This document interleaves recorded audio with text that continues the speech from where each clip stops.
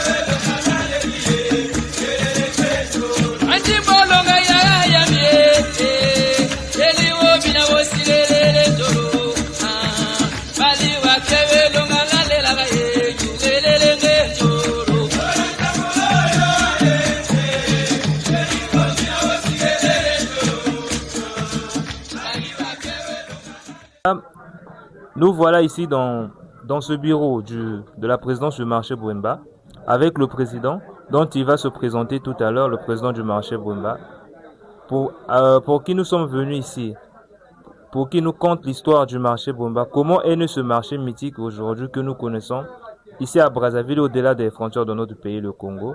Bonjour président. Bonjour monsieur le journaliste. Comment vous allez? Très très bien. Vous pourrez vous présenter pour ceux qui ne vous connaissent pas. Je m'appelle monsieur Mambouli Mac, président de la gare routière Bwemba. De la gare routière Bwemba, ok. Mais c'est une gare ou bien c'est un marché? Parce que... Dans un premier temps, c'est une gare. Elle devient marché à partir du moment où les étalagistes nous suivent à pas de gré. Voilà pourquoi, à un moment donné, intervient le sens du marché. Sinon, nous-mêmes, nos activités sont liées à la gare routière. D'accord. D'accord, je pense qu'on en parlera, mais déjà, notre première question, on va aller sur une question déjà nécessaire pour nous déjà. C'est cette question qui nous a ramenés ici, parce qu'aujourd'hui, nous connaissons le marché Bwemba, mais nous ne connaissons pas l'histoire du marché Bwemba. Mais est-ce que vous pouvez nous conter cette histoire du marché Bwemba? Bon, le marché de Bwemba a connu une longue histoire, mais en fait, en lui-même, c'est un marché qui a vu le jour. Bon. À partir d'un monsieur appelé monsieur Mbanlui, qui résidait au niveau de la RDC, l'ex-Zaïre dans le temps. Après avoir fonctionné là-bas, il était temps pour lui de regagner son pays. Bon. En regagnant le Congo, il a fait le long de Kinshasa-Bolobo, sur le large. Et de sa découverte, il va comprendre que, parce qu'il est natif réellement de Bwemba, son petit village est à 5 ou 6 km de Bwemba. Arrivé là, son idée s'est forgée sur la création d'une gare routière à base des véhicules. Parce que dans le temps, il y avait un vieux qui s'appelait Voloko à Bwemba, qui devait travailler sous forme de baleinier, les voyages motorisés. C'est à base de ça que lui, il a pris l'idée de fait en sorte que les gens voyagent par véhicule.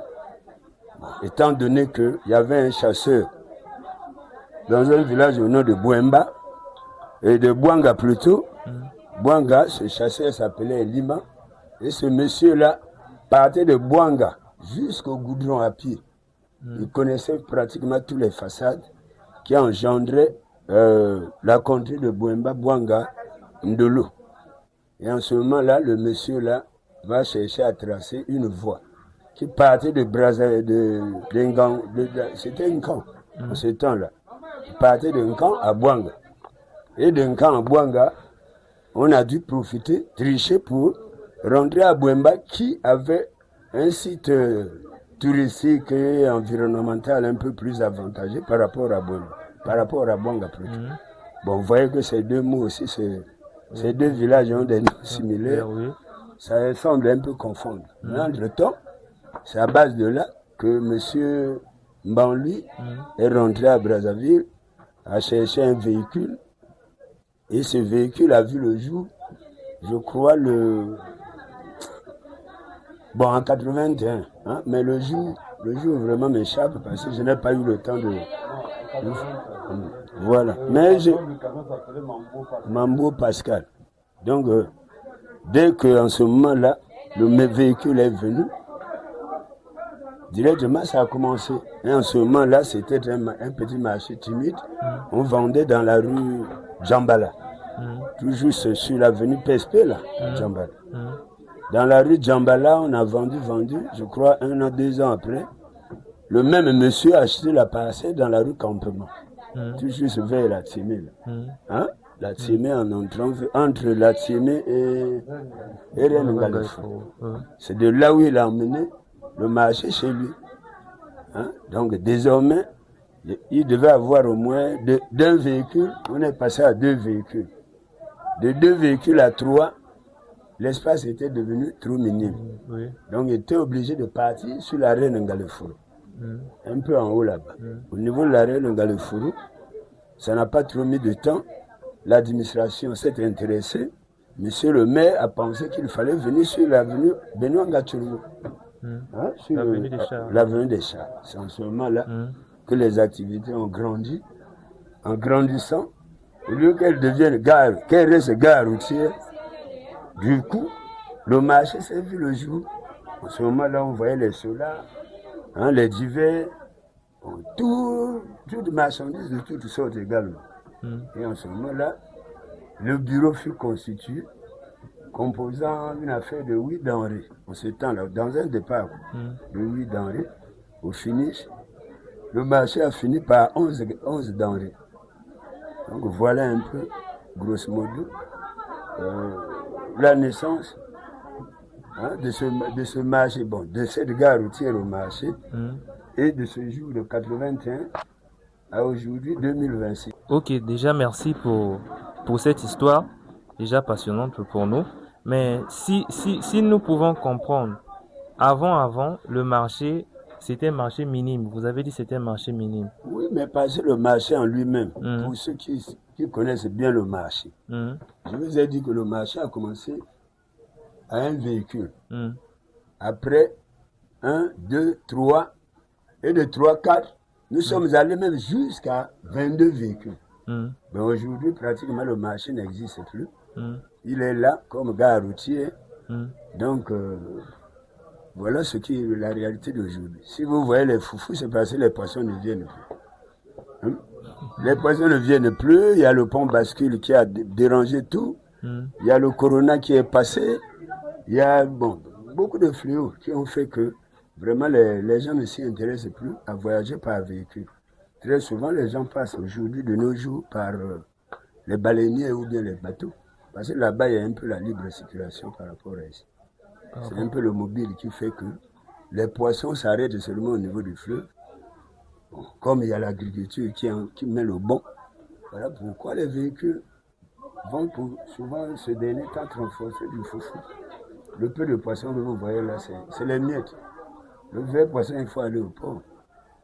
Oui, mais en parlant du port, parce qu'aujourd'hui, le marché Bouemba, en tant que marché poissonnier... Un instant, Moi, 2 minutes. En tant que marché poissonnier a supplanté le porc. Aujourd'hui, elle est marché nourricier de beaucoup de marchés en poisson d'eau douce et en poisson fumé. Et voilà, c'est là où je vous dis souvent, nous disons souvent, que Bouemba ne reste que le nom. C'est la base de tous les marchés. Hein? Toutes les gares routières, l'initiative est partie de Bouemba. Hier, on était peut-être père et mère, mais aujourd'hui, on a beaucoup d'enfants qui sont nés. Les mamans ou papas sont obligés, sont dans l'obligation de mourir. Mais on ne veut pas mourir. On est diminué, certes, mais l'évolution a fait que certains marchés prennent de l'ampleur. C'est comme je vous dis, c'est un cri d'alarme que nous lançons à nos autorités. Parce que vraiment, le pont bascule, les péages, l'état parfois des routes, surtout le pont bascule. On imagine les prix. Comment un véhicule transporté des villes peut payer à la hauteur de 400 000? C'est inadmissible. Si c'est un moyen que la personne loue. Aujourd'hui, les moyens sont loués à 900 000. Bon, tu vas avoir combien? C'est chercher à torturer le véhicule autour. Voilà pourquoi les gens ne sont pas libres à vaguer. Même les propriétaires de véhicules, eux-mêmes, ils ont aussi peur d'engager leur véhicule ou bien d'accepter à surcharger le véhicule comme il se fait. Donc, d'où le marché en lui-même, là, tel que Gare routière a perdu de son ampleur. Parce que nous ne dépendons que pratiquement de la RDC en ce qui concerne les poissons.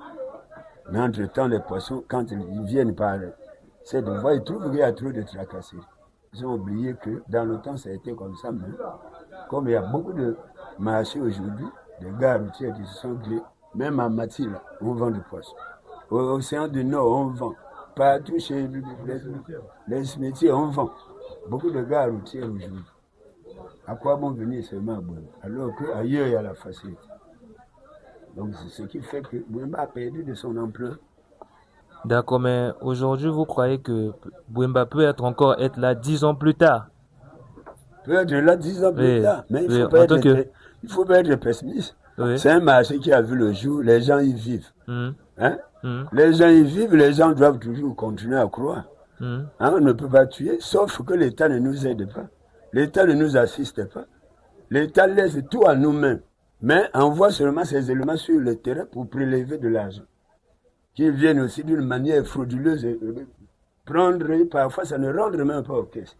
C'est là où ça fait mal. Or, si tout cet argent-là rentrait dans les caisses, à un moment donné, l'État aussi doit avoir une vision sur nous. Parce que nous écrivons à tout moment. Tout est en vain tous les jours. On ne peut pas comprendre que la structure qui fournit de l'argent ne peut pas avoir le regardant de la hiérarchie. C'est impossible. C'est vraiment impossible. Voilà pourquoi nous ne cessons de décrire le comportement de nos chefs. Nous sommes abandonnés à nous-mêmes. C'est pas vrai ça. Donc au risque de me répéter, je sais que le marché va toujours exister, mais à condition que nous, les chefs, nous voient un peu d'un bon œil, qui pensent à nos désirata.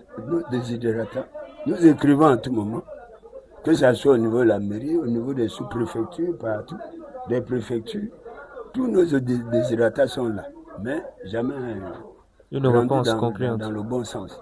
On est en train de subir, tous les jours subir. Mais alors c'est là où nous nourrissons aussi nos petites familles.